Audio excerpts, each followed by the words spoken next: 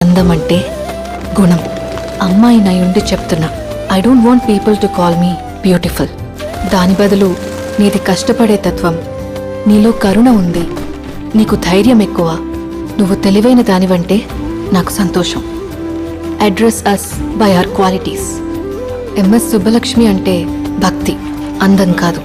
Mother Teresa అంటే కరుణ, అందం కాదు. ఐన్ ర్యాండ్ అంటే తత్వం, అందం కాదు. సరస్వతి అంటే విద్య, దుర్గా అంటే ధైర్యం, గౌరీ అంటే తపస్సు, లక్ష్మి అంటే శుభం. ఇలా ఏ దేవతనైనా ఆమె క్వాలిటీస్ కోసమే పూజిస్తారు, ఆమె అందం కోసం కాదు. నీ గుణాలే నీ సంతకం అవుతాయి, నీ అందం కాదు. అందుకే ప్రపంచము మగాళ్ళలో కాదు, ఆడదే ఆడదాన్ని అందాన్ని దాటి చూసుకోగలగాలి. అలా అందాన్ని దాటి చూస్తే ఆడదానిలో ఒక సముద్రమే కనపడుతుంది. గుణాలతో నిండిన ఒక దేవతే దర్శనమిస్తుంది.